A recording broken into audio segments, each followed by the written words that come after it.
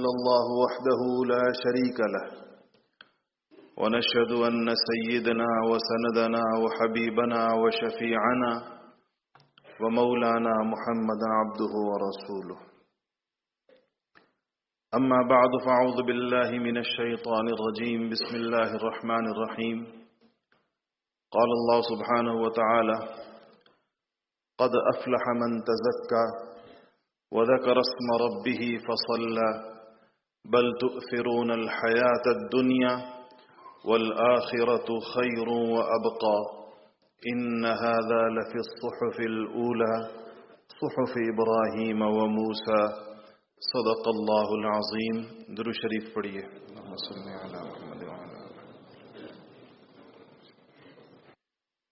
میرے محترم بھائیوں اور دوستو، انسانیت کے سامنے روز اول سے دو راستے ہیں. ایک راستہ حضرات انبیاء علیہم الصلاۃ والسلام کا تلقین کردہ اور اللہ تعالیٰ کا پسندیدہ راستہ ہے، اور دوسرا راستہ خواہشات اور شہوات کا راستہ ہے. یہ دونوں راستے اللہ جل شانہ نے ساری انسانیت کے سامنے رکھے ہیں. انا ہدیناہ السبیل اما شاکرا و اما کفورا، وقال اللہ سبحانہ وتعالی وہدیناہ النجدین. دو راستے اللہ جل شانہ نے سامنے رکھے ہیں. حضرات انبیاء علیہم الصلاۃ والسلام اللہ تعالیٰ کی چاہت والے راستے کو بتانے کے لیے تشریف لایا کرتے تھے، بتاتے بھی تھے، کر کے بھی دکھاتے تھے، اور اس راستے پہ چلنے والوں کو بشارتیں بھی سناتے تھے، تیار بھی کرتے تھے، اور لوگوں کے سامنے ان کا اسوہ اور نمونہ وہ رہتی دنیا تک قائم رہتا ہے. نبی کریم صلی اللہ علیہ وسلم کی تشریف آوری خاتم النبیین کی حیثیت سے ہوئی ہے، مگر اللہ جل شانہ نے قرآن پاک میں پچھلے نبیوں کا بھی تذکرہ فرمایا ہے، اور ان کی اولو العزمی کا، اور ان کی اللہ جل شانہ کے ساتھ وفاداری کا، اور ان کی اللہ تعالیٰ کے احکامات پر خود چلنے اور اپنی امتوں کو چلانے کا، اور ان کے صبر و تحمل کا، اور ان کی استقامت کا، اور ان کے توکل کا اللہ جل شانہ نے کیسے اونچے الفاظ کے اندر ان کا بیان فرمایا ہے پچھلے نبیوں کا. حالانکہ رحمت للعالمین صلی اللہ علیہ وسلم خاتم النبیین کی حیثیت سے تشریف لائے ہیں اور تمام انبیاء علیہ الصلاۃ والسلام کے امام ہیں اور آخری نبی ہیں اور آخری کتاب لے کر آئے ہیں، لیکن اللہ جل شانہ نے چونکہ سارے نبیوں کو اسی کام کے لیے بھیجا تھا، اس لیے اللہ جل شانہ پچھلے نبیوں کے تذکرے کو اونچے الفاظ کے اندر بڑی ان کی عزت کے ساتھ، اللہ تعالیٰ کی نگاہوں میں جو ان کی قدر و منزلت ہے اس کے ساتھ، ایسے ایسے الفاظ ہیں نبیوں کے بارے میں جس سے پتہ چلتا ہے کہ اللہ تعالیٰ کے ہاں ان کی کتنی بڑی قدر و منزلت ہے. وہ ابراہیم الذی وفا، اللہ تعالیٰ نے ابراہیم علیہ السلام کو کیسی سند عطا فرمائی ہے کہ وہ ابراہیم جس نے ہر بات اپنی پوری کر دکھائی. اللہ تعالیٰ کے ہر امتحان میں جو ثابت قدم جنہوں نے رہ کر دکھایا. نوح علیہ السلام کے قصے کو دیکھیں، یوسف علیہ السلام کے قصے کو دیکھیں، ہود علیہ السلام کی باتوں کو، شعیب کی باتوں کو، صالح کی باتوں کو. یہ جتنے انبیاء علیہ الصلاۃ والسلام ہیں ان کا ذکر جب اللہ جل شانہ فرماتے ہیں، کسی کو صادق القول فرما رہے ہیں، کسی کو صدیق النبیہ فرما رہے ہیں، یہ اللہ تعالیٰ کے خاص لوگ تھے اور اللہ جل شانہ نے انسانیت کے لیے بھیجے تھے، اور انہوں نے انسانیت کے سامنے وہ راستہ رکھا تھا جس راستے پر چل کر انسانیت کامیاب ہو سکتی ہے، جس راستے پر چل کر لوگ اللہ تعالیٰ کی رضا حاصل کر سکتے ہیں، جنت حاصل کر سکتے ہیں. اس راستے کو کھول کھول کر لوگوں کو بتانا، لوگوں کے اندر گھوم گھوم کر اور چل چل کر اور ان تک پہنچ کر نبی کریم صلی اللہ علیہ وسلم نے فرمایا لوگ جہنم کی طرف دوڑ رہے ہیں، میں کمر سے پکڑ پکڑ کر روک رہا ہوں، میں لوگوں کو جہنم کے جہنم میں گرنے سے روک رہا ہوں. سارے انبیاء علیہ الصلوۃ والسلام کی آپ مشقتیں دیکھیں گے اپنی قوم کے ساتھ، انہوں نے نہ قوم کی باتوں کی پرواہ کی، نہ اپنی تکذیب کی پرواہ کی، نہ قوموں کے رویوں کی پرواہ کی. کیسے دل جلانے والی باتیں قوموں نے کی اور کیسے انبیاء کو کس کس طریقے کے ساتھ جھٹلایا. آج قرآن کے الفاظ ہیں، انسان اس کو پڑھتا ہے تو اس کا دل دہلتا ہے کہ نبیوں نے یہ باتیں اپنے کانوں سے سنی اپنی قوموں سے. ایسے سخت اور رقیق ترین الفاظ ایسے برے الفاظ کہ آج کوئی شریف آدمی دوسرے شریف آدمی کو نہیں کہہ سکتا، آج کوئی بامروت آدمی دوسرے بامروت آدمی کو نہیں کہہ سکتا۔ قوموں نے کیسے منہ پھاڑ کر نبیوں سے کہا اور بار بار ان سے کہا، لیکن انہوں نے اس کو صبر و تحمل کے ساتھ برداشت کیا، اس لیے کہ آئے اس مقصد کے لیے تھے، تشریف اس لیے لائے تھے کہ اللہ جل شانہ کا راستہ لوگوں کو دکھائیں اور اس راستے پر لوگوں کو چلائیں اور لوگوں کو یہ بتائیں کہ خواہشات کی زندگی جہنم تک لے کر جاتی ہے۔ نبی کریم صلی اللہ علیہ وسلم نے فرمایا کہ حفت النار بالشہوات وحفت الجنت بالمکارہ، کہ جتنی شہوات ہیں، خواہشات ہیں، یہ آگ کے اوپر گویا ان کا پردہ پڑا ہوا ہے۔ جس انسان نے آگ میں جانا ہو اس کے لیے اس کو مرغوب کر دیا جاتا اور اس کے لیے اس کا رستہ آسان کر دیا جاتا، اور جنت کے رستوں کو اللہ پاک نے خواہشات کی جو دوسری طرف ہے وہ مکرہ ہے، وہ دوسری طرف جو مکروہ ہے، ایک طرح سے مکارہ اس کی جمع فرمائی، انسان کے نفس کو پسند نہیں ہوتی۔ ظاہر بات ہے خواہش نفس انسانی کو بھاتی ہے، الا یہ کہ نفس کا تزکیہ ہو جائے۔ شاید تزکیہ شدہ نفس کی خواہشات اور عادات بدل جاتی ہیں اور اس کے اوپر روح غالب ہو جاتی ہے، تو نفس کے تقاضے مغلوب ہو جاتے ہیں اور روح اپنے پاکیزہ تقاضے اس کے اوپر غالب کر دیتی ہے، پھر عبادت اس کی غذا بن جاتی ہے، ذکر و فکر اس کا شغل بن جاتا ہے، تلاوت اس کو لطف دیتی ہے، راتوں کو اٹھنا اس کو مزہ دیتا ہے، اللہ سے مناجات اس کو لطف دیتی ہے۔ تو روح کے تقاضے، تو روح جب غالب ہو گئی اس کے نفس کے اوپر تو اس نے اچھی چیزوں کو اس کے لیے مرغوب کر دیا، لیکن جب تک نفس غالب ہوتا ہے تو وہ اس کو شہوات کی طرف ہی کھینچتا ہے۔ تو نبی کریم صلی اللہ علیہ وسلم نے فرمایا کہ یہ آگ ڈھانپی گئی ہے گویا کہ شہوات کے ذریعے سے، حفت النار بالشہوات۔ اور پھر یہ کیسی چیزیں ہیں کہ اس میں اللہ جل شانہ دیکھیں، جن قوموں کو آپ اس میں دیکھیں تو اس میں حدود سے آگے بڑھتی، اتنا حد سے آگے بڑھ جائیں گی، جیسے آج بھی جو اللہ تعالیٰ کی باغی اقوام ہے جنہوں نے عالم بغاوت بلند کیا ہوا ہے، انہوں نے فقط ان حرام چیزوں پر اکتفا نہیں کیا جو کہ سب کے نزدیک حرام، بلکہ انہوں نے ان نت نئے اور غیر فطری حراموں کا ارتکاب اور اس کو جائز کرنے کی کوشش کی۔ آج بھی دیکھیں دنیا کے اندر، مغربی دنیا کی قانون سازیوں کو دیکھیں، مغربی دنیا کے طور طریقوں کو دیکھیں، ان کے جائز اور ناجائز کے پیمانوں کو دیکھیں تو سمجھ میں آئے گا کہ عین پچھلی قوموں کی طرز کا طریقہ ہے کہ ان کے ہاں بھی اسی طرح اللہ تعالیٰ کی حدود کے آگے بڑھنے کی کوشش کی جاتی تھی۔ انبیاء علیہ الصلوۃ والسلام عجیب جگہ کے اوپر روک لگاتے ہیں اور عجیب قسم کی تربیت فرماتے ہیں کہ انسان کے لیے اس سمت میں جانے کی راہیں بند کر دی جاتی ہیں نفس انسانی کے لیے، جب وہ خواہشات کو روکنا اس جگہ سے روکنا شروع کرتے ہیں جہاں سے اس کی خرابی کا آغاز ہوتا ہے، کہ اگر وہاں سے اس کو نہ روکا جائے تو انسان کی ان خواہشات کی کوئی حد نہیں ہے۔ دیکھیں انسان کے اندر بڑا بننے کی خواہش، نفس کے اندر بڑائی کی خواہش ہے، اگر اللہ جل شانہ اس کو بڑائی عطا بھی فرما دیں تو یہ اس بڑائی پہ اکتفا نہیں کرتا۔ فرعون کو اللہ پاک نے دنیاوی بڑائی عطا فرمائی، اتنی بڑی بادشاہت عطا فرمائی، اس کے مقابل کے اندر کوئی بادشاہ نہیں تھا، وہ کم از کم زمین پر کسی اور بادشاہ کو نہیں جانتا تھا، اس کا علم نہیں تھا کہ اس جیسی بادشاہت دنیا میں کسی اور کی بھی ہو سکتی ہے۔ اتنی بڑی دنیاوی بڑائی اللہ نے عطا فرمائی، لیکن کیا فرعون کے نفس نے اس پر اکتفا کیا؟ اس نے کہا انا ربکم الاعلی، اب ربوبیت کا دعویٰ کر دیا۔ یا حامان ابن لی صرحا، اس نے کہا کہ زمین پر تو اب کوئی چیز نظر نہیں آتی جو میری بڑائی کے مقابلے کے اندر ہو، حامان سیڑھی لگاؤ ذرا آسمانوں کو دیکھتے ہیں، کیا آسمانوں پر کوئی ہمارے مقابلے کا ہے یا نہیں ہے؟ زمین پر تو ہمارے مقابلے کا کوئی نہیں ہے۔ نفس انسانی بڑائی کا خوگر ہے، بڑائی کا طالب ہے، اور اس کی کوئی حد نہیں ہے، اس کے تجاوز کی کوئی انتہا نہیں ہے جہاں تک وہ جا سکتا ہے۔ انبیاء علیہ الصلوۃ والسلام کیسے انکساری اور عاجزی کی تعلیمات لے کر آتے تھے کہ بالکل آغاز کے اندر ایسی عاجزی کہ نبی کریم صلی اللہ علیہ وسلم کھانے کے لیے بیٹھے تو کسی نے کہا کہ یہ آپ غلاموں کی طرح کھانے کے لیے بیٹھے، آپ کا وہ جو عاجزانہ انداز تھا، جو آپ کا مسکینانہ انداز تھا، تو آپ نے فرمایا کہ میں یہی چاہتا ہوں کہ میں اللہ کا کھانا اس کا غلام بن کر کھاؤں۔ اما عائشہ رضی اللہ تعالیٰ عنہ نے فرمایا کہ آپ کے پاؤں میں ورم دیکھ کر کہا کہ یا رسول اللہ آپ تو بخشے بخشائے ہیں، تو کہا کہ افلا اکون عبدا شکورا، کیا میں اللہ کا ایسے شکر گزار غلام نہ بنوں؟ اسی لیے نبی کریم صلی اللہ علیہ وسلم نے اور دین کی تعلیمات کے اندر انسانیت کا جو سب سے بلند ترین درجہ تجویز کیا گیا ہے وہ عبدیت کا اعلیٰ ترین مقام ہے۔ اب یہ کیسے دو عجیب انتہائیں ہیں کہ ایک طرف عبدیت یعنی غلامی کی انتہا کامیابی کی سب سے بڑی ضمانت ہے، اور نفس انسانی اگر بے لگام ہو تو وہ غلامی تو کجا،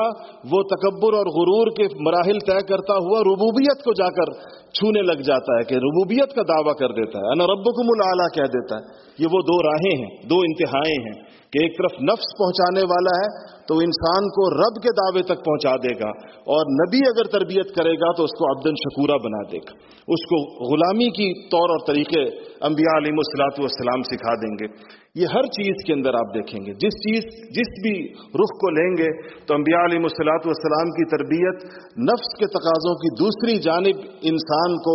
آمادہ کرنا، تیار کرنا، اس کا تزکیہ کرنا، اس کو سنوارنا، اس کو بنانا، یہ حضرات انبیاء علیہ الصلوۃ والسلام کی محنت اور ان کی کوشش تھی، اور انہی لوگوں کو اللہ جل شانہ نے کامیابی کی سندیں عطا فرمائیں، قد افلح من تزکا کہہ کے، کہ جنہوں نے یہ کر لیا یہ فلاح پا گئے، یہ دونوں جہانوں کے اندر کامیاب ہو گئے۔ لیکن اس میں حضرات انبیاء علیہ الصلوۃ والسلام کس چیز سے گزارتے تھے، وہ کتنی واضح تعلیمات ہیں آپ صلی اللہ علیہ وسلم کی 23 سالہ زندگی کے اندر، حضرات صحابہ کے اوپر گزرنے والے سارے احوال، خود سرکار دو عالم صلی اللہ علیہ وسلم پر گزرنے والے سارے احوال، یہ اس منزل کی طرف کا سفر تھا جو منزل اللہ جل شانہ کو انسانوں سے مطلوب ہے، اور جو اللہ جل شانہ انسانوں کے سامنے بطور نمونے کے رکھنا چاہتے تھے۔ اللہ تعالیٰ یہ چاہتے تھے کہ حضور اکرم صلی اللہ علیہ وسلم کی جماعت ان تمام مراحل سے گزر جائے، ان تمام کاموں کو دیکھ لے جو قیامت تک آنے والے انسانوں کے لیے مشعل راہ ہوں، جو قیامت تک آنے والے لوگوں کے لیے ایک نمونہ ہوں۔ اس لیے کہ اللہ پاک نے فرمایا کہ یہی ان لوگوں کی ہدایت اور ان کا جو ایمان ہے، ان کا ایمان باقی لوگوں کے لیے معیار ہے۔ تو میرا عزیزوں اور دوستو، وہ راستہ، وہ خواہشات کی دوسری طرف کا راستہ، اس کی دوسری انتہا ہے،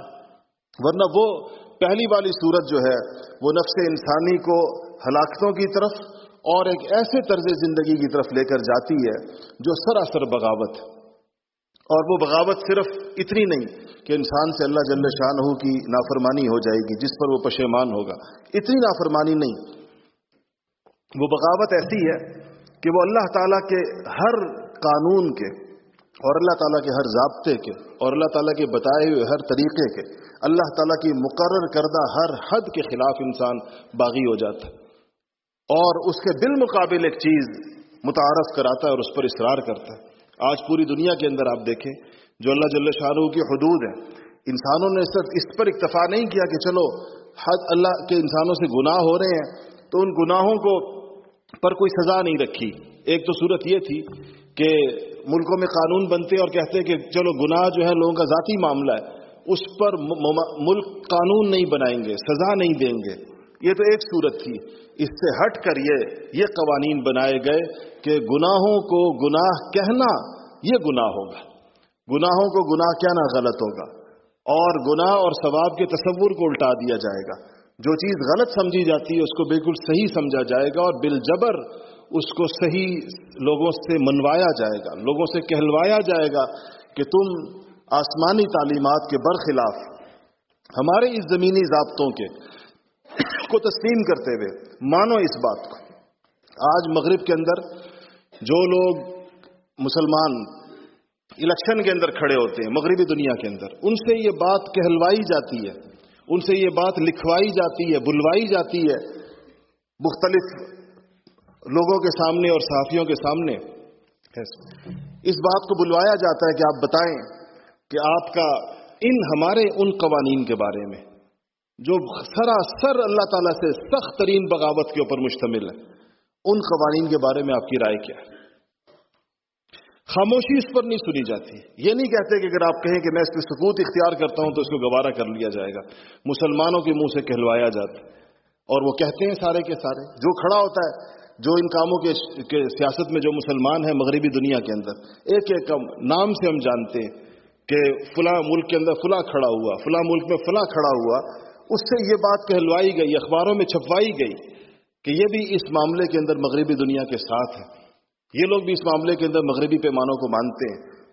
اگر ہم جنس پرستی کے قوانین ان کے ہاں ہیں تو یہ اس کو مانتے ہیں، زبان سے کہلواتے ہیں ان سے کہ اس معاملے میں ہم آپ کے ساتھ، اس معاملے میں اسلامی قوانین کے ساتھ نہیں ہیں۔ یہ کفریہ چیزیں ان سے کہلوانا، یہ خواہشات کی زندگی کی دوسری انتہا یہاں تک پہنچتی ہے۔ خواہشات والی زندگی کسی ایک مذہب کا نام نہیں ہے۔ اسلام کے علاوہ تمام مذاہب، زمینی ہو یا آسمانی ہو، یا مذہب نہ ہو، دہریت ہو، لادینیت ہو، تو یہ سب در حقیقت ایک ہی مذہب ہے جس کو خواہش پرستی کہا جا سکتا ہے۔ دنیا کا سب سے بڑا مذہب پوری دنیا کا اس وقت وہ خواہش پرستی کا مذہب ہے۔ اس میں عیسائی بھی شامل ہے، اس میں یہودی بھی شامل ہے، اس میں ہندو بھی شامل ہے، اس میں دہریے بھی شامل ہیں، اس میں ہر قسم کے بے دین اور ملحدین شامل ہیں۔ ان تمام دنیا کے زمینی اور آسمانی مذاہب کو، جن کے اپنے اپنے نام ہیں، اگر ان کو ایک عنوان دیا جا سکتا ہے، ان کو اگر ایک نام دیا جا سکتا ہے، تو وہ یہ دیا جا سکتا ہے کہ یہ خواہش پرست مذاہب۔ افرأیت من اتخذ الہہ ہوا، یہ وہ ہے جنہوں نے اپنی خواہشات کو خدا بنا لیا۔ اس میں انہوں نے کوئی ضابطہ اور قاعدہ اپنے سامنے ماننا نہ ماننے کو طے کر لیا، اس پہ قوانین بن گئے۔ دنیا پوری اس پر متفق ہو گئی ہے کہ انسان اپنی زندگی گزارنے کے اندر آزاد ہے، کسی آسمانی تعلیم کا، کسی اور تعلیم کا پابند نہیں ہے۔ آپ کو پتا ہے کہ یہ پوری دنیا کا عالمگیر مذہب ہے، یہی بات وہ ہم سے منوانا چاہتے ہیں، اسی بات پر دنیا بھر کے مسلمانوں کو لانا چاہتے ہیں۔ دوسری طرف حضرات انبیاء علیہ الصلوۃ والسلام کس قدر پاکیزہ نظام لے کر آتے ہیں، پوری انسانیت کے لیے اس میں کتنی خیر ہوتی ہے، چاہے وہ معیشت کا نظام ہو، کیسے بے لگام معیشت کو انبیاء علیہ الصلوۃ والسلام عدل اور انصاف کے ہاتھ کے اندر دے دیتے ہیں۔ ہر وہ چیز جس سے ناجائز کمائیوں کے رستے کھلتے ہوں، ہر وہ چیز جس سے حرام آمدنوں کے رستے کھلتے ہوں، حضرات انبیاء علیہ الصلوۃ والسلام اس کے دروازے کتنے مضبوط بند کر دیتے۔ کیسی سخت وعیدیں ہیں سود کے اوپر۔ علماء کے اس کے اوپر اتفاق ہے، قرآن کا جو لب و لہجہ سود کے بارے میں، شرک کے علاوہ کسی گناہ کے بارے میں نہیں۔ شرک سب سے بڑا گناہ ہے جس کو اللہ تعالیٰ کبھی نہیں بخشے گا۔ اس کے بعد اللہ جل شانہ نے جو سود کی جو وعیدیں بیان ہوئی ہیں قرآن و سنت کے اندر، کسی اور گناہ کے اوپر نہیں ہوئی ہیں۔ آپ دیکھیں خواہش پرستی کا مذہب اپنی معیشت کو کھڑا ہی سود کے اوپر کرتا ہے، جو سب سے بڑی اللہ تعالیٰ کی بغاوت حقیقی معنوں میں، جن قرآن کے الفاظ میں اللہ اور اس کے رسول کے ساتھ جنگ ہے۔ اور انبیاء علیہ الصلوۃ والسلام عفت اور پاکیزگی کی تعلیم لے کر آتے ہیں معاشرت کے اندر۔ انبیاء کی معاشرت کا اہم ترین اساس اور ستون آپ دیکھیں کہ وہ عفت اور پاکیزگی، حیا اور پاکیزگی کے اوپر ہے۔ آپ خواہش پرستوں کا دین دیکھیں، وہ اپنے معاشرت کی بنیاد ہی بے حیائی کے اوپر رکھتے ہیں، آزادی کے اوپر رکھتے ہیں، جس کے اندر کسی قسم کا انسانوں کے اوپر کوئی پابندی نہ ہو۔ اور آپ نے سنتے ہوں گے یہ خبریں، اور جو لوگ باہر ملکوں میں رہتے ہیں وہ تو اپنی آنکھوں سے دیکھتے بھی ہیں کہ کیسے کیا کیا مناظر ہیں۔ آپ سوچیں آج یہاں تو مسجد کے اندر تو انسان کو کہہ نہیں سکتا، لیکن آج کتنا عام ہو گیا مغربی دنیا کے اندر کہ برہنہ لوگوں کا جلوس جا رہا ہے، جن کے اوپر سر سے لے کے پاؤں تک کپڑے کا ایک ٹکڑا بھی نہیں ہے، اسے مرد بھی ہیں اور عورتیں بھی ہیں، اور وہ سر عام سڑکوں پر اور چوراہوں پر نکل رہے ہیں۔ یہ بالکل عام بات ہے، کوئی اس میں کسی قسم کا کوئی لوگوں کو تعجب نہیں ہوتا اس کے اوپر۔ ایک طرف یہ خواہش پرستوں کی دنیا پھر اس حد تک جاتی ہے کہ وہ جانوروں سے بھی آگے نکل جاتی ہے،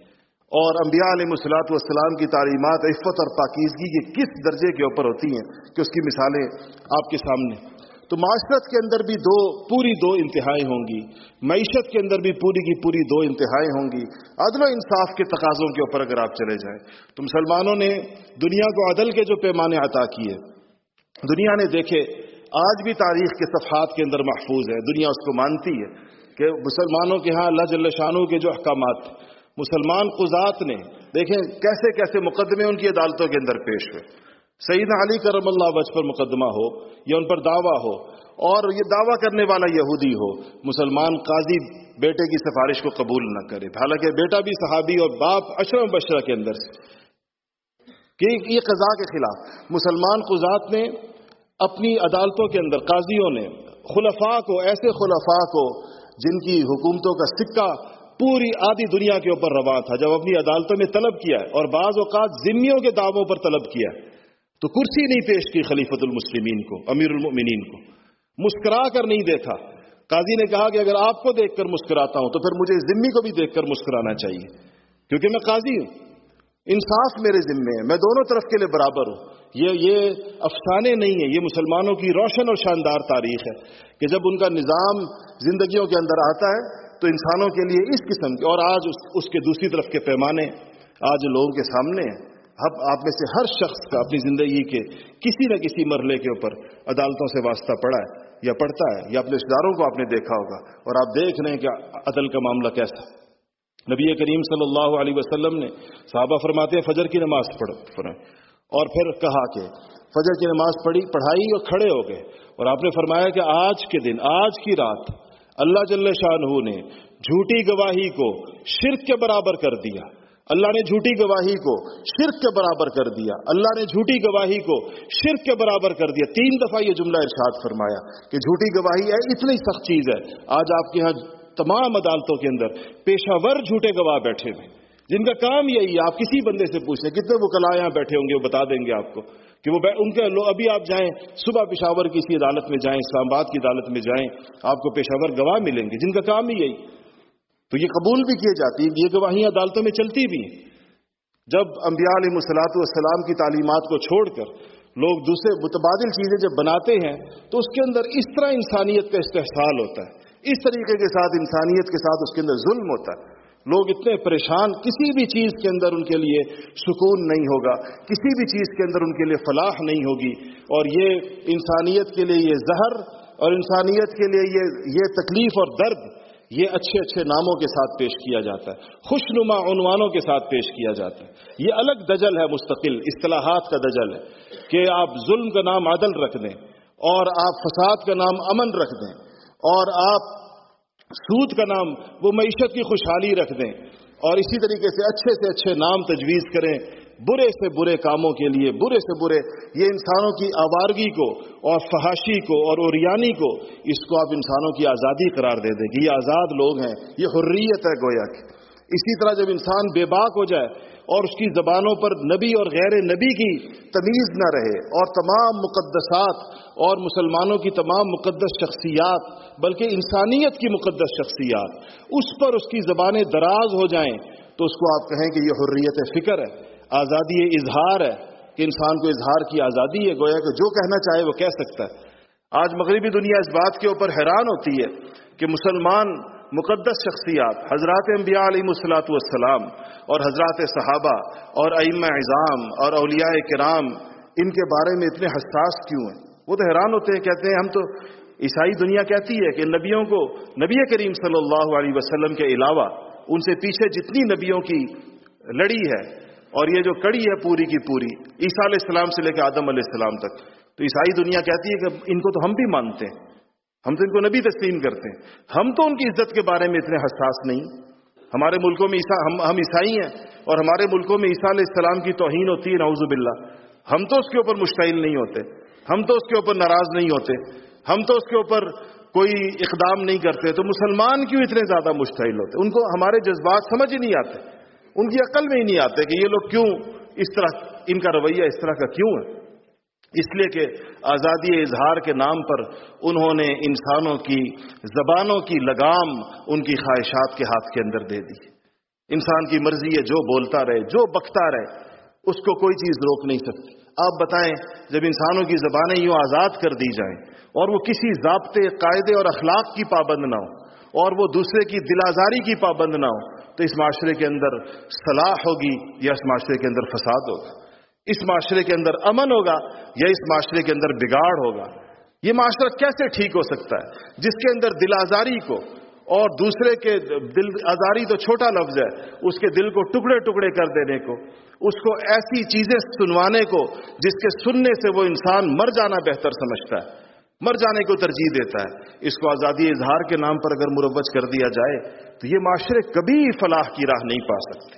اور اس سارے گند کو، اور اس ساری بغاوت کو، اور اس سارے فساد کو اچھے ناموں کے ساتھ آج اسلامی دنیا کے اندر پیش کر دیا، مسلمان نوجوانوں کے سامنے، مسلمانوں کی نئی نسلوں کے سامنے، مسلمانوں کے تعلیمی اداروں کے اندر، مسلمانوں کے کالجوں اور یونیورسٹیوں کے اندر۔ اس سارے نظام کو، اس کو سونے کا پانی چڑھا کر، اس کے اوپر ایک خوشنما ایک جھالر ڈال کر، اس کے اوپر ایک غلاف ڈال کر آج ہماری نوجوان نسلوں کے ذہن کے اندر اس کو اتارا جا رہا ہے۔ آج ہم سے کافر تو بحث نہیں کرتا اس کے بارے میں،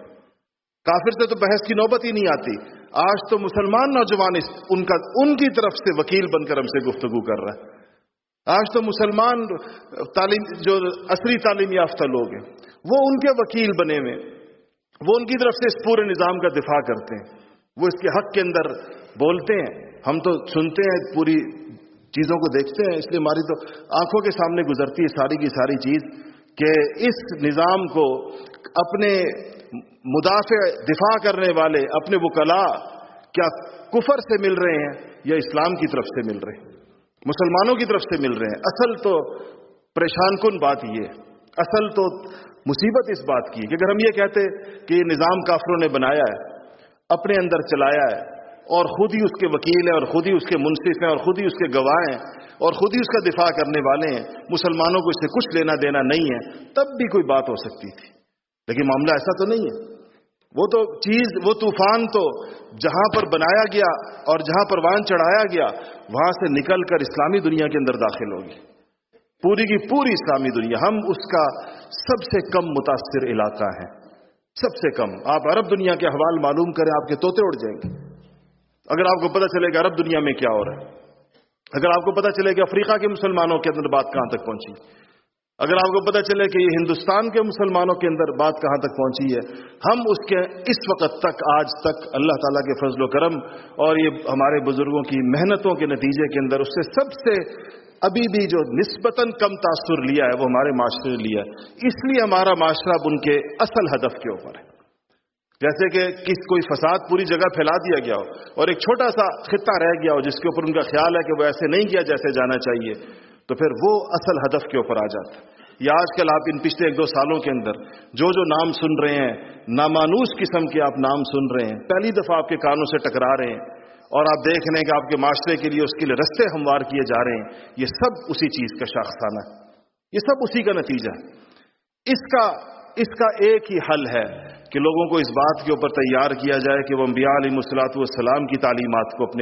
اپنے دانتوں سے پکڑے. عضوا علیہا بالنواجذ، اپنے دانتوں سے انبیاء علیہ الصلوۃ والسلام کی تعلیمات کو پکڑے اور فرق کو سمجھے. ہر وہ جگہ جہاں پر نبی کی تعلیم کے مقابلے میں خواہش پرستی کی تعلیم کسی بھی عنوان سے دی جا رہی ہو، چاہے اس کا عنوان کتنا خوشنما کیوں نہ ہو، اس کے مقابلے میں انبیاء کی تعلیمات کو فروغ دیا جائے، نبیوں کے جھنڈے کو بلند کیا جائے، خدا کے کلام کو اٹھایا جائے کہ یہ تم لوگوں کی باتیں، یہ انسانوں کی فرسودہ باتیں ہیں، یہ انسانوں کی فساد والی باتیں ہیں. اس کے بالمقابل ہمارے پاس وہ چیز ہے جو رسول اللہ صلی اللہ علیہ وسلم نے حجۃ الوداع کے موقع کے اوپر فرمایا تھا کہ اے لوگوں، 2 چیزیں چھوڑ کر جا رہا ہوں، 2 چیزیں چھوڑ کر جا رہا ہوں کہ اگر تم ان 2 کو پکڑ کے رکھو گے مضبوطی کے ساتھ کبھی گمراہ نہیں ہوگے. کہا کتاب اللہ و سنت رسول اللہ، کہ ایک اللہ کی کتاب ہے تمہارے اندر، محفوظ رہے گی تمہارے اندر، اور ایک میری سنت ہے، رسول اللہ کی سنت ہے کہ اگر تم ان 2 چیزوں کو پکڑ کے رکھو گے تو گمراہ کبھی بھی نہیں ہوگے. یہی ایک رستہ ہے انسانیت کے پاس، یہی ایک صورت ہے کہ اس کے بالمقابل اس کا مقابلہ اسی چیز کے ساتھ ہو سکتا ہے کہ لوگوں کے اندر قرآن کی تعلیمات کو عام کیا جائے، لوگوں کے اندر سنت کی تعلیمات کو عام کیا جائے، اور اس امت کا رشتہ نبی کریم محمد مصطفیٰ صلی اللہ علیہ وسلم کے ساتھ ایسا مضبوط قائم کیا جائے، ایسا والہانہ اور عاشقانہ قائم کیا جائے کہ حضور کی تعلیمات کے مقابلے میں لوگوں کے سامنے کوئی دوسری چیز آئے تو اس کو جوتے کی نوک پہ رکھ کے اڑا دے، اس کو تسلیم نہ کرے، اس میں کسی قسم کا تاثر لوگوں کے دلوں کے اندر پیدا نہ ہو. میرے عزیزوں اور دوستو، یہ ہمارے اس زمانے کا سب سے بڑا چیلنج ہے، سب سے بڑی آزمائش ہے جو اس وقت ہمیں درپیش ہے. اس پر جو حفاظت کر گئے دین کی اس نازک موقع کے اوپر، اور اگلی نسلوں تک اس کو محفوظ و مأمون جس نے پہنچا دیا، اور اگلی نسلوں کو اس کا نقشہ بھی دکھا دیا اور اس کا عمل بھی دکھا دیا اور اس کا علم بھی پہنچا دیا اور اس کی صورت اور اس کی سیرت بھی محفوظ کر کے دکھا دی، اس سے بڑا احسان اپنے معاشرے اور اپنی آنے والی نسلوں کے اوپر کوئی اور نہیں ہو سکتا، اور اس سے بڑا کام کوئی اور نہیں ہو سکتا. اس کے لیے اللہ جل شانہ ہر دور کے اندر انسانوں کو ایسی چیزوں سے ایسے ان کے لیے مواقع فراہم کرتے ہیں، ایسے اللہ جل شانہ ان کے لیے چیزیں موجود ہوتی ہیں جس سے ان کو اس پٹری کے اوپر چڑھنے کے اندر آسانی. اور انہی انبیاء علیہ الصلوۃ والسلام کی تعلیمات پر چلنے کے لیے انسان کو جس چیز کی ضرورت ہے، جو اس کا زاد راہ بھی ہے، جو اس کی شاہراہ بھی ہے، جو اس کا راستہ بھی ہے، جو اس کا طریقہ بھی ہے، اور جو اس کے لیے اس کے لیے صورت ہے کہ وہ اس پر عافیت کے ساتھ چلے، وہ چیز وہ ضرورت جو انسان کی ہے وہ تزکیہ ہے۔ تزکیہ کے علاوہ کوئی صورت نہیں ہو سکتی۔ جس کا تزکیہ نہ ہوا ہو، جس نے اپنی تربیت نہ کروائی ہو، اور جس نے اپنے نفس کے داؤ پیچ اور مکر کو نہ سمجھا ہو، وہ آدمی کہیں نہ کہیں پھسل جائے گا، کہیں نہ کہیں اس سے راہ خطا ہو جاتی ہے۔ انسان کے گرد یہ آزمائش تو اس کو دن کے اندر سینکڑوں بار پیش آتی ہے۔ دن میں صبح سے لے کے شام تک اس نے 20 قدم اٹھانے ہوتے ہیں، 20 فیصلے کرنے ہوتے ہیں، 20 موقع کے اوپر اس کے سامنے کرنے اور نہ کرنے کی صورتیں آتی ہیں۔ ہر قدم پر اس کا فیصلہ یا درست ہوگا یا غلط ہوگا۔ ایک تزکیہ شدہ انسان کے فیصلے درست ہوں گے، اور جس کی باغیں اس کے نفس کے ہاتھ کے اندر ہے، نفس اس کو کبھی سیدھے رستے پر نہیں جانے دے گا، کبھی اس کو عافیت والے رستے پر نہیں جانے دے گا، کامیابی والے رستے پر نہیں جانے دے گا۔ وہ اس کے ساتھ ایسے داؤ پیچ کھیلے گا کہ اس کو سمجھ بھی نہیں پائے گا۔ وہ اس کے لیے برائیوں کو مزخرف کر کے، برائیوں کو اس کے لیے خوشنما کر کے پیش کر دے گا۔ اگر آدمی نیک ہے تو نیک آدمی بیچارے کے مسائل اپنے ہوتے ہیں، اس کو بعض اوقات اگر تزکیہ اس کا نہیں ہے لیکن عبادت گزار ہے، کچھ نہ کچھ عبادت کے ساتھ اس کا تعلق ہے، تو دیکھیں کیسے شیطان بعض اوقات اس کی عبادت کو اس کے لیے مسئلہ بنا دیتا، اس کی نیت پر حملہ آور ہو جاتا، اور وہ اپنی نیت نہیں سمجھ پا رہا ہوتا۔ وہ سمجھ رہا ہوتا ہے ظاہراً میرا عمل ٹھیک، لیکن عمل کا ظاہراً ٹھیک ہونا بھی ضروری ہے اور باطناً ٹھیک ہونا بھی ضروری ہے۔ عمل کا درست ہونا بھی ضروری ہے اور نیت کا درست ہونا بھی ضروری ہے۔ عمل کا درست ہونا بھی ضروری ہے، طریقے کا درست ہونا بھی ضروری ہے۔ اس میں کتنی باریکیاں اور نزاکتیں مسلمان علماء نے، فقہاء نے، محقق صوفیاء نے نفس انسانی کی کیسی پیچیدگیوں کے تذکرے فرمائے ہیں، کیسی اس کی جو بغیر کسی ایسے شخص کے جس کو اللہ جل شانہ نے یہ ہنر اور یہ فن عطا کیا ہو، اور اللہ تعالیٰ نے اس کو اس کی بصیرت نہ عطا کی ہو، اور اللہ جل شانہ نے اس کو انسانوں کی اس رہنمائی کا طرز اور طریقہ نہ سکھایا ہو، ایک فرد کے لیے خود اس راہ کے اوپر چلنا میرے عزیزوں بڑا دشوار ہے۔ تو دو چیزیں انسان کو اس میں درکار ہے، ایک انسان کو ماحول درکار ہے، فضا درکار ہے، ایسی فضا اس کو چاہیے جس فضا کے اندر اس کچھ کاموں کو اس سے ماحول کروا لے جب تک وہ خود نہیں کر سکتا۔ انسان کی زندگی میں ایک مرحلہ ایسا آتا ہے کہ وہ اچھے کام خود کرنے لگتا ہے، چاہے ساری دنیا نہ کر رہی ہو وہ کرتا ہے، لیکن اس مرحلے تک پہنچنے سے پہلے انسان جو ہے اس کو اچھے کاموں کا پتہ ہوتا ہے لیکن کرتا نہیں، علم ہوتا ہے لیکن کرتا نہیں۔ تو اس کو ایسی فضا اور ماحول کی ضرورت ہوتی ہے جہاں ماحول اس سے کام کروائے کچھ عرصے تک، چلائے اس کو کچھ عرصے تک، دائیں بائیں ساری چیزیں مل کر اس کو چلائیں کچھ عرصے تک۔ اور جس طرح کسی بچے کو چلنے کے لیے آپ نے دیکھا ہے کہ اس کو کیسے چلایا جاتا ہے، اس کو سہارا دے دے کر قدم اٹھایا جاتا ہے اس کا، اور یہی بچہ جس کو لوگ دونوں طرف سے ہاتھ رکھ کے چلا رہے ہوتے ہیں، بالآخر ایسا وقت آتا ہے کہ اپنے پاؤں کے اوپر دوڑتا ہے، اور ایسے دوڑتا ہے کہ پہاڑوں پر چڑھتا ہے اور دنیا کے اندر دوڑیں جیتتا ہے، لیکن گزرا وہ بھی اسی مرحلے سے ہوتا ہے۔ ایسے انسان کی باطن کا معاملہ بھی اسی قسم کا، تو اس کو فضا اور اس کو ماحول چاہیے ہوتی ہے۔ دوسرا، اس کو درست تعلیمات چاہیے ہوتی ہیں۔ درست تعلیم کے بغیر انسان کبھی بھی درست منزل کے اوپر نہیں پہنچ سکتا۔ اس کے سامنے مقاصد جب تک ایسے واضح نہ ہو،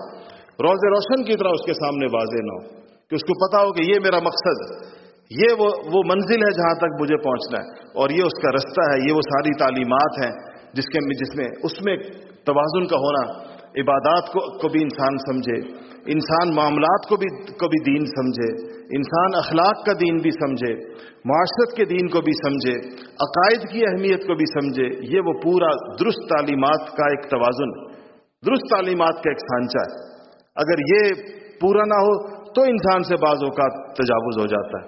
اور اس کے توازن کا پلڑا دائیں بائیں ہو جاتا ہے۔ کتنے لوگ آج آپ کو ایسے ملیں گے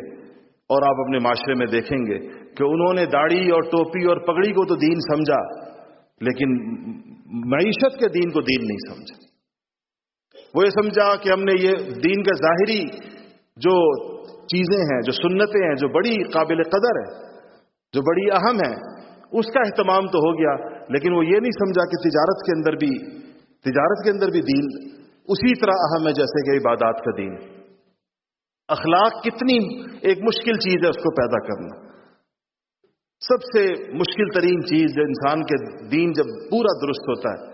تو وہ اخلاق کا پیدا کرنا، اخلاقی اوصاف کا پیدا کرنا، ایمانی صفات کا پیدا کرنا،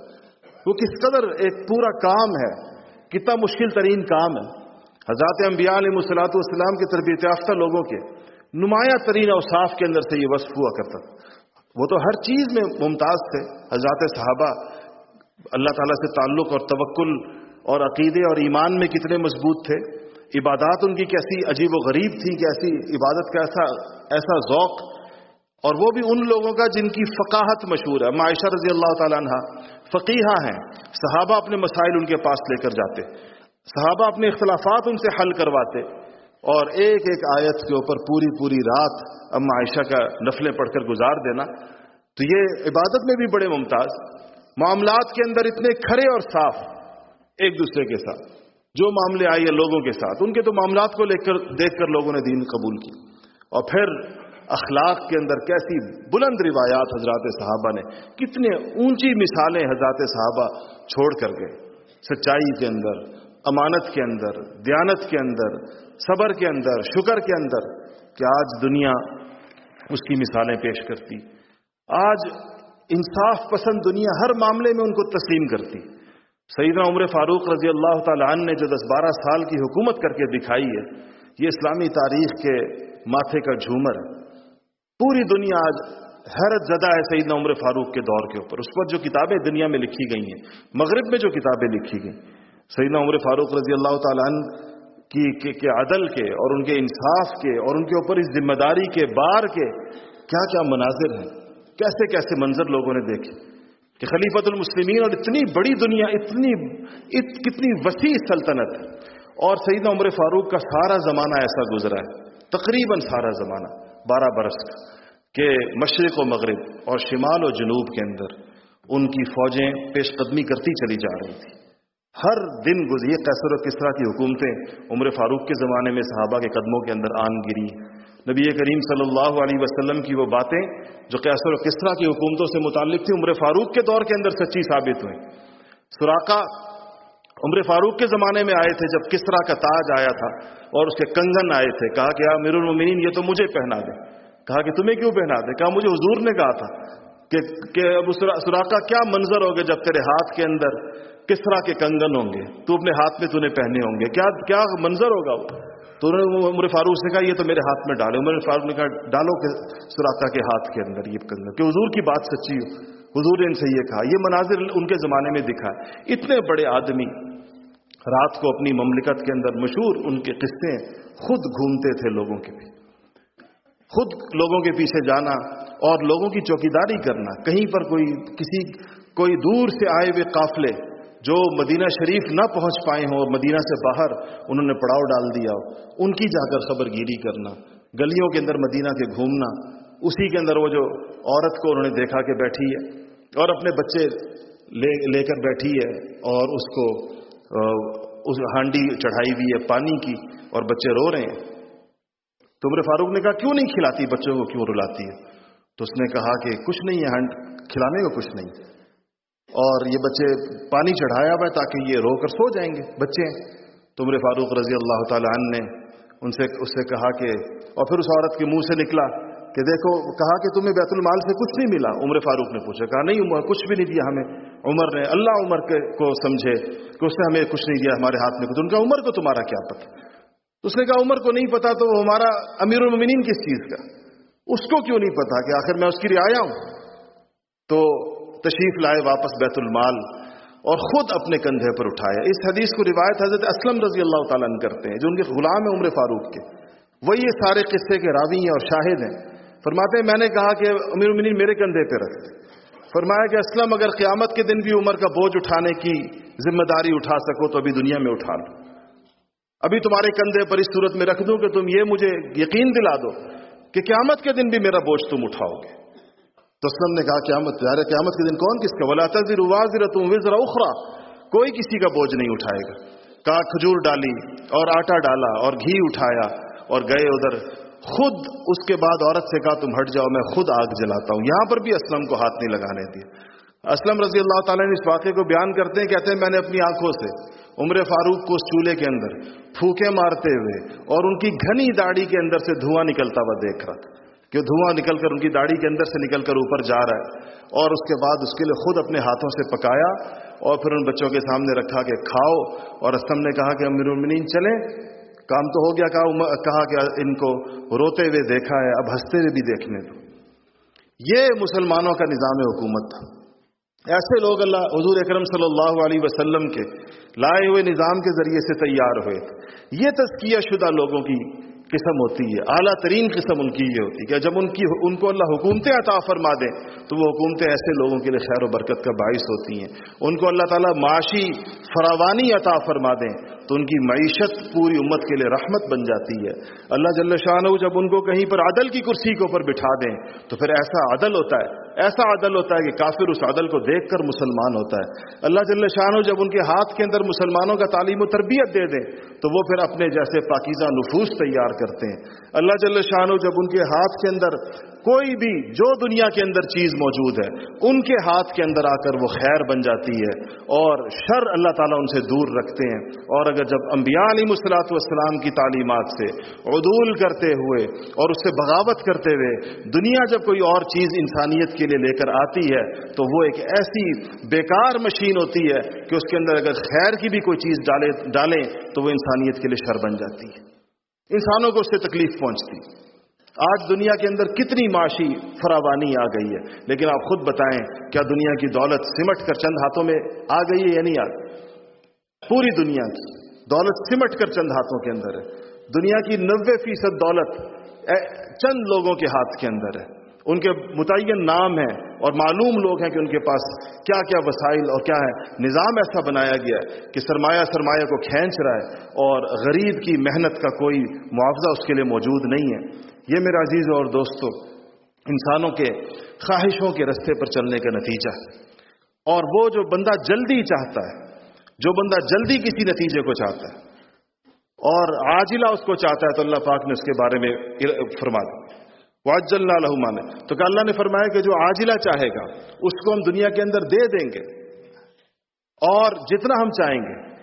اور جس کو چاہیں گے اس کو دے دیں گے، لیکن اس کے ساتھ اس کی ناکامی جڑی ہوئی ہوگی۔ وَمَنْ أَرَادَ الْآخِرَةَ وَسَعَى لَهَا سَعْيَهَا وَهُوَ مُؤْمِنٌ فَأُولَٰئِكَ كَانَ سَعْيُهُمْ مَشْكُورًا۔ دوسرے لوگوں کے بارے میں برائے، اور وہ بندہ جو آخرت کو چاہے گا، یعنی اپنی دنیا بھی آخرت کے نقطہ نظر سے گزارے گا، اور پھر اس کے لیے وہ سعی لها سعیها، خوب کوشش کرے گا اس کے لیے خوب اپنے آپ کو تھکائے گا، اپنی کوشش کے اندر کوئی کسر نہیں چھوڑے گا، اور ایمان بھی اس کے اندر ہوگا۔ وَهُوَ مُؤْمِنٌ، تو اللہ پاک نے پھر اس کے لیے اعلان کیا ہے کہ فَأُولَٰئِكَ كَانَ سَعْيُهُمْ مَشْكُورًا۔ یہ سعی مشکور ایک ایسا لفظ ہے کہ سچی بات ہے کہ اس کا اردو میں آپ کیا ترجمہ کریں گے؟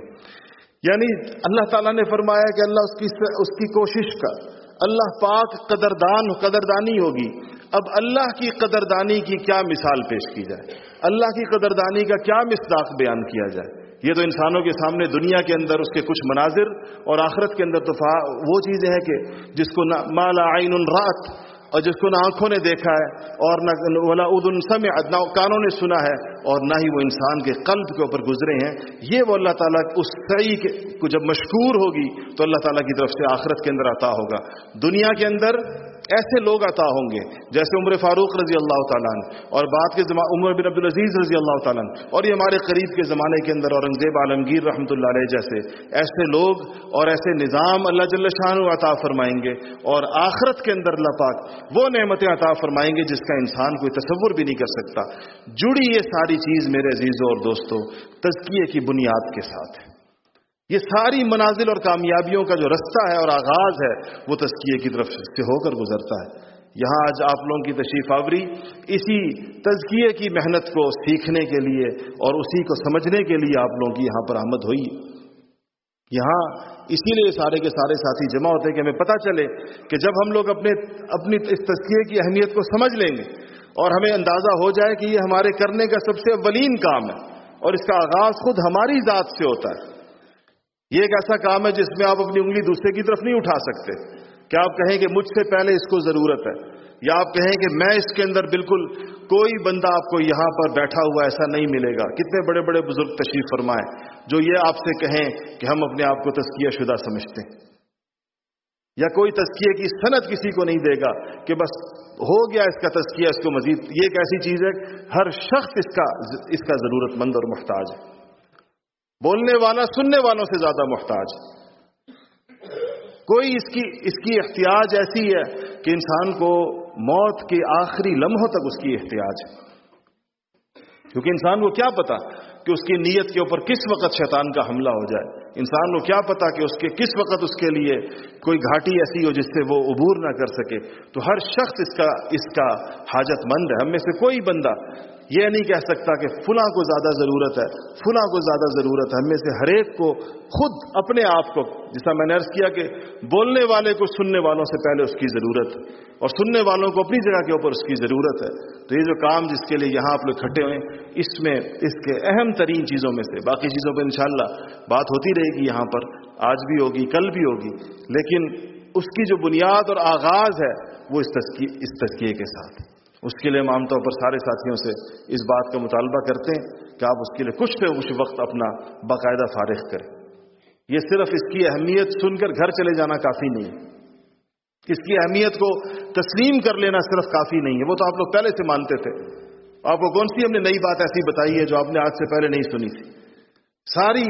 سنی سنائی اور مانی منائی باتیں ہیں. اب تو عمل کی بات ہے کہ ہم میں سے عملی قدم کون اٹھاتا ہے، عملاً کون اس کے لیے آگے بڑھتا ہے. تو الحمدللہ ہمارے ہاں کربوگا شریف کے اندر آپ کو پتہ ہے کہ ایک چلے کا مطالبہ کیا جاتا ہے کہ 40 دن اپنی زندگی کے اندر نکال کر ضرور لگائیں اور اس کام کو آپ سیکھیں. اس کے ذریعے سے انشاءاللہ آپ پہ کچھ قدم آگے بڑھ جائیں گے، اور خواہشات کی زندگی سے نبیوں والی زندگی کی طرف جو ہمارا سفر ہے، اللہ پاک نے چاہا تو عافیت کے ساتھ اس کا آغاز اس کے نتیجے کے اندر ہو جائے گا. پھر آپ جتنا گڑ ڈالتے چلے جائیں گے اتنا یہ سفر اور اتنی یہ منزل میٹھی ہوتی چلی جائے گی. اللہ تعالیٰ مجھے اور آپ کو عمل کرنے کی توفیق نصیب فرمائے. وآخر دعوانا الحمدللہ رب العالمین.